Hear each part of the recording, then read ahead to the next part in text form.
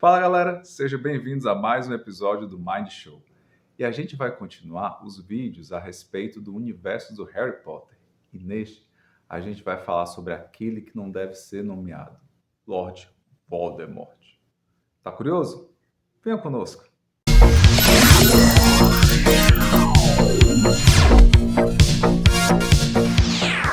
Voldemort é o vilão principal da série de livros Harry Potter. Ele é um dos meus vilões preferidos também. Eu até brinco dizendo que o Voldemort do filme é mais legal do que o Voldemort do livro, né? O que tinha na minha cabeça, né? A imagem que eu fiz dele. Eu acho que ele foi muito bem representado nos filmes, nos livros, ele é muito interessante.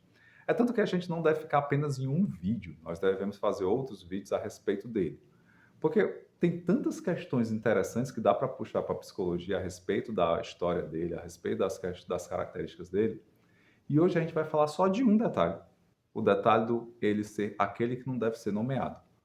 Você vê, né, nos livros, nos filmes, vários e vários personagens evitando falar o nome de Lord Voldemort, né, porque parece que alguma coisa ruim vai acontecer. E existem alguns motivos para isso. Um deles é que, assim, Voldemort, na hora que ele troca de nome, né, ele sai de Tom Riddle para ser Lord Voldemort, ele quer um nome que seja mais imponente. E ele considera que esse nome, sim, ele é um nome mais imponente. Segundo, as pessoas não podem falar o nome dele, porque afinal de contas alguma coisa ruim ela vai acontecer mesmo. Voldemort, ele lança uma maldição em torno do nome dele, para que aquele que fala a respeito dele, aquele que pronuncia o nome dele, os comensais da morte eles são avisados e vão atrás dessa pessoa. Então, Voldemort ele faz uma construção em torno dele, uma construção de poder através do medo. Não é uma coisa relacionada à empatia, não é uma coisa relacionada à capacidade positiva de liderança que ele tem, mas é um poder relacionado ao medo. Só que essa questão do aquele que não deve ser nomeado, que o pessoal fala como uma forma de proteção, uma tentativa de se proteger, não é algo de agora. Se você vê, alguns livros já trazem isso. O próprio Lovecraft, na hora que ele vai escrever sobre o Rei de Amarelo, Rastur, esse é uma entidade dos mitos de Cthulhu que ele é o inominável. Você não pode falar o nome real dele, porque senão alguma coisa muito complicada vai acontecer. E isso historicamente também existia. Lá no Antigo Egito, você não podia falar o nome da divindade, o verdadeiro nome da divindade, porque se assim você falasse, ela ficava submissa a você, né? Então era proibido que as pessoas tomassem o nome da divindade em vão. É tanto que Moisés, na hora que eles saem do Egito, Moisés ele traz um dos mandamentos, e quando ele traz os mandamentos, um deles é não tomar o nome de Deus em vão. Primeiro, por uma questão de respeito, você poder respeitar ali, não falar qualquer coisa sobre o nome de Deus, mas também talvez influenciado um pouco pela cultura egípcia, de que tomar o nome, não era possível conhecer o verdadeiro nome de Deus, e tomar o nome de Deus era exatamente estar sendo desrespeitoso com ele. É tanto que o nome de Deus ele vem em outras várias denominações, Yahvé, El Shaddai, Adonai e por aí vai. Mas voltamos para o Lord Voldemort, que é o nosso ponto de foco aqui nesse vídeo. Né, Voldemort ele faz isso. Ele faz isso exatamente para deixar as pessoas com medo. E o mais interessante, aquelas que não têm medo dele, aquelas que não se deixam levar pelo medo dele, são exatamente aquelas que se permitem falar sobre o seu nome, como Dumbledore, como o próprio Harry Potter, como várias outras pessoas, né, ali o Sirius Black e outros, aqueles que combatem ele, eles falam sobre o nome dele. E aqui é um ponto interessante que tem a ver com a psicologia. Quando a gente vai trabalhar com os pacientes que têm medo de alguma coisa, seja um medo no nível mais tranquilo, seja um medo no nível mais alto, que é o fóbico, que é quando o medo ele é tão exacerbado que a pessoa não consegue entrar em contato e ela evita ao máximo o que traz medo a ela, o objeto, a situação, a experiência que traz medo a ela. Um dos grandes desafios que a gente tem nesse momento é exatamente fazer com que a paciente se permita falar sobre o seu medo, fazer com que o paciente se permita entrar em contato com esse medo. Porque o que acontece? Na hora que a gente teme alguma coisa, existe uma tendência muito da evitação. Eu evito falar sobre aquilo dali, como uma forma de eu achar que evitando falar sobre algo, eu pego e consigo me livrar desse algo. E não é desse jeito que acontece na psicologia. Na hora que você faz isso daí, o que você acontece é que você aumenta ainda o teu medo, aumenta ainda a tua insegurança. Qualquer coisa que você queira mudar, o não falar sobre ela é o pior caminho possível, porque você vai se tornando cada vez mais refém e cada vez, ao invés de diminuir, ele vai aumentando. É lógico, você pode de repente passar por um período evitando falar sobre isso como uma forma de você respirar um pouquinho e ter ego suficiente, condições suficientes de agora encarar a mudança, né? De agora encarar uma tentativa de mudança de comportamento. Mas para que essa mudança ela aconteça de forma efetiva, você precisa sim entrar em contato com esse medo. Você precisa sim entrar em contato com essa coisa que te dá aversão. É claro que o contato que a gente estabelece é um contato que a gente vai dando apoio a esse paciente para que ele tenha condições de conseguir ir aos pouquinhos ultrapassando. E ele é gradativo, né? A gente vai aos poucos permitindo que esse paciente entre em contato com essas questões e aos poucos saindo do seu medo. É muito comum quando esses pacientes que estão na evitação, eles tragam uma coisa assim: "Ah, não, não, eu só vou me permitir, tentar mudar, eu só vou me permitir fazer alguma coisa quando eu me sentir seguro para fazer isso". E o caminho é totalmente o contrário.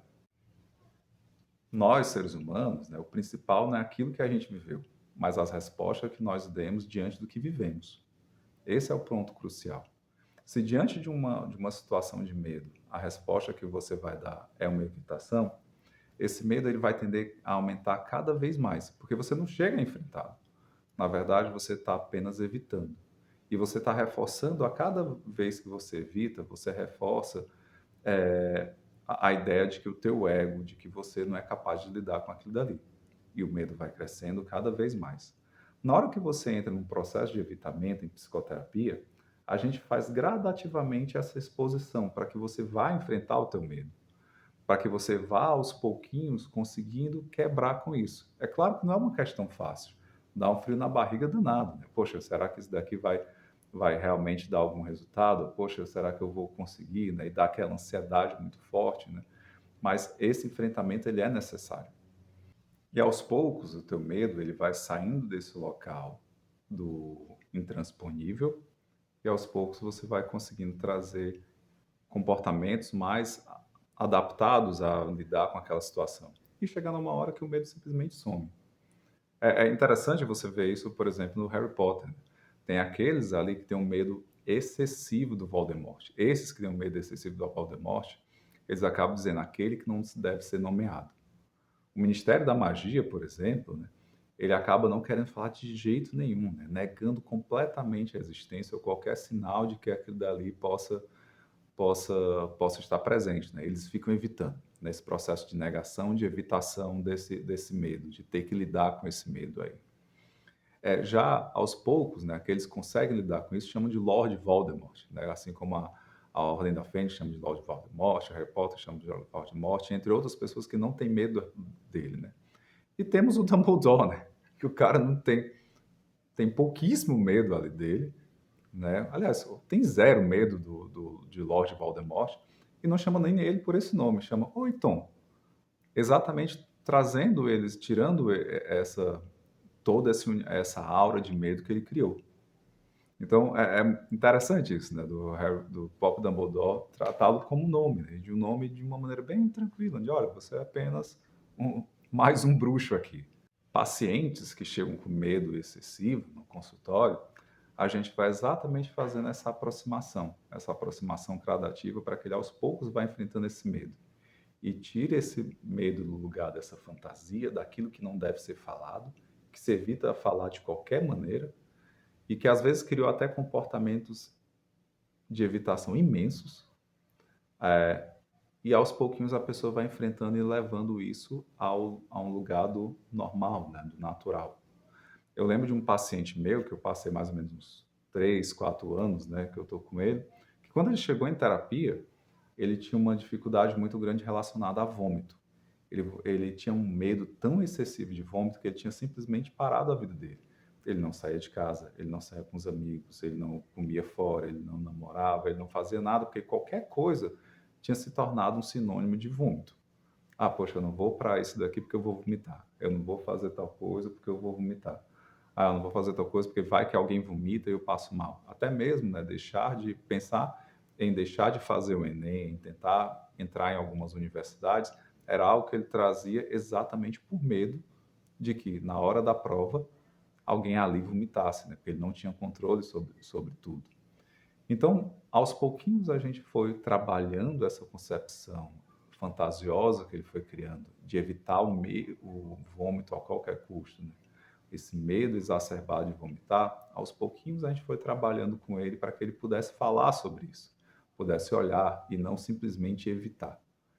E aos poucos foi construindo até que chegou um momento onde ele, hoje em dia, ele consegue, ele praticamente eliminou esse medo do vômito e ele hoje em dia ele consegue, né, viver uma vida tranquila, né, retomou os estudos, começou a vivenciar a afetiva dele, começou a namorar, é uma pessoa que começou a, a ir atrás das questões dele, ir para cursos, sair, ter um círculo de amigos, porque ele agora ele se permitiu enfrentar o vômito, ele se permitiu falar. Então, assim, isso daí fica uma dica muito grande para vocês. Eu sei que alguns de vocês que estão assistindo aqui provavelmente têm algum medo, então tem algum conteúdo que vocês preferem evitar falar sobre ele. E vocês acham até que essa é a melhor saída possível, né? De repente evitar falar sobre isso, eu não vou sentir. Mas, cara, você vai sentir. O evitar falar é o pior caminho possível. Você pode, faça agora, né? Você precisa começar a falar sobre isso, você precisa começar a enfrentar isso. Se você não consegue falar ainda para todo mundo, procura um profissional ou procura alguém do teu ciclo onde você possa pelo menos iniciar a fala. Alguém que você confia mais, seja sua mãe, seja seu pai, um parente, um amigo, começa a fazer esse enfrentamento. Ele é necessário. Você só vai sair do teu medo quando você fizer isso. A evitação só vai fazer esse teu medo crescer cada vez mais e te dar uma sensação de que você não tem capacidade de lidar com isso. E você tem.